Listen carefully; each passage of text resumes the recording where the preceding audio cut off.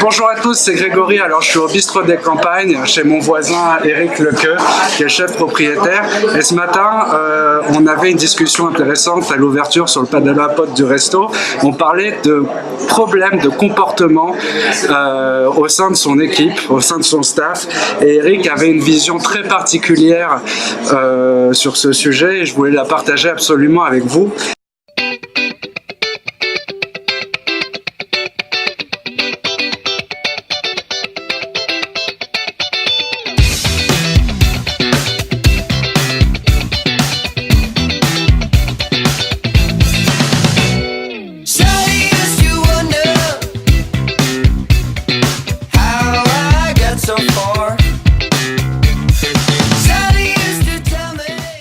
Qu'est-ce que c'est qu'un problème de comportement pour toi? Alors, un problème de comportement, pour faire simple, soit c'est un problème parce que ça bloque une situation, soit c'est pas un problème, d'accord? Donc le comportement, c'est pas toujours problématique, on peut très bien avoir un comportement qui convient dans certaines situations et qui convient pas dans d'autres situations. La notion de problème, c'est quelque chose de relatif. Mais soyons simples et concis. Le problème, déjà, s'il appartient pas à l'entreprise, ça ne concerne pas l'entreprise.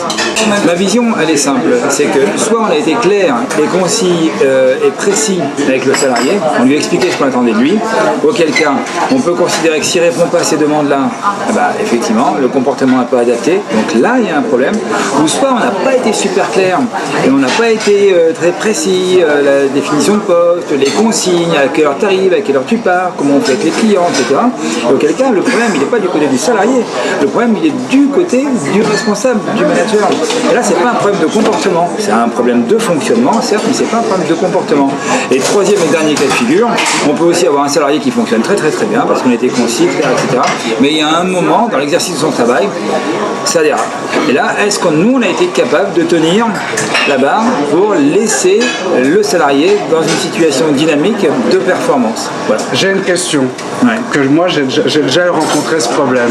J'étais trop jeune pour bien l'absorber. T'as à peine vieilli, hein? Non, mais c'était il y a longtemps quand même. Oui. Quand on engage un chef de cuisine, c'est un peu le boss de la cuisine, on est d'accord. Il a un certain pouvoir et un impact sur ton restaurant et sur ta clientèle. Il a une responsabilité particulière. Ouais. Si ce chef de cuisine prend trop de pouvoir et qu'il commence à déconner un peu, à te répondre, à faire un peu ce qu'il veut, c'est un problème de comportement. On est d'accord. Oui. Quelle serait ta réaction toi aujourd'hui? Tu recadres le... Comment on recadre? Alors, on recadre tout simplement en expliquant, voilà, on redéfinit la mission. Il y a un malentendu, vous êtes là pourquoi, monsieur? Ou madame, ça peut être une chef de cuisine. Vous êtes là pourquoi? Qu'est-ce que vous pensez que vous devez faire? Et là, on vérifie que ça matche, que ce soit conforme avec le profil de poste, avec la définition de poste qu'on lui a remis. Et tout ce qui va déborder de cette situation, en fait, de cette explication, c'est ça qui sera sujet ou non à un problème de comportement. Mais la plupart du temps, et ça c'est que mon expérience qui dit ça, la plupart du temps c'est un problème d'interprétation.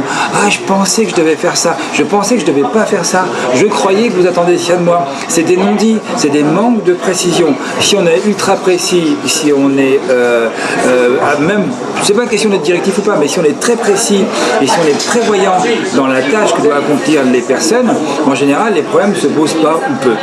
D'accord, donc toi tu es en train de dire en gros qu'un problème de comportement c'est souvent une faille de la part du manager.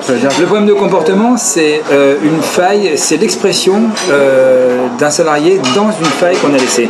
C'est-à-dire que si j'ai entrouvert la porte et je permets au salarié de pénétrer un espace qui n'est pas défini, je n'ai pas donné de consigne, il ne sait pas ce qu'il doit faire, il faut assumer la responsabilité qu'il puisse, lui, l'interpréter comme il le veut. Et c'est là qu'on a des différences de jugement. Mais si j'ai verrouillé à mort le sujet, il ne peut pas y avoir les problèmes de comportement. C'est le côté ultra directif. Si je suis super directif, alors il y a des avantages et il y a des inconvénients, bien évidemment, mais je donne la structure maximum. Si je suis ultra directif, j'ai pas de problème de comportement. Tu fais ou tu fais pas.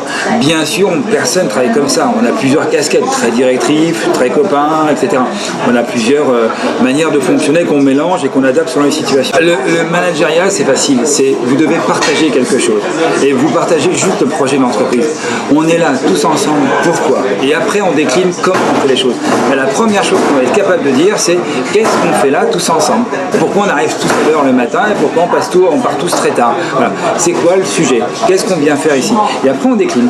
Mais le vrai premier conseil, c'est vous définissez un projet d'entreprise, vous êtes capable de l'expliquer, ce qui se conçoit bien s'énonce clairement. Et puis voilà. Ok, bon, j'espère que ça vous a plu. C'était une petite vidéo improvisée. Pour ceux qui veulent me rejoindre et voir mes vidéos que je publie quotidiennement, je vous invite à vous abonner à ma chaîne YouTube ou liker ma page Facebook si vous préférez Facebook. Et je vous dis tous à bientôt sur restaurateur.com. Ciao. Alors là, je suis avec Samir, le chef du Bistrot des Campagnes, en fait, le bras droit d'Éric Lequeux. Est-ce que tu peux donner 3 conseils à un nouveau chef qui débute? Pas fumer? Pas boire? Non, ça c'est normal. Ok. Ouais. Il faut Être sérieux.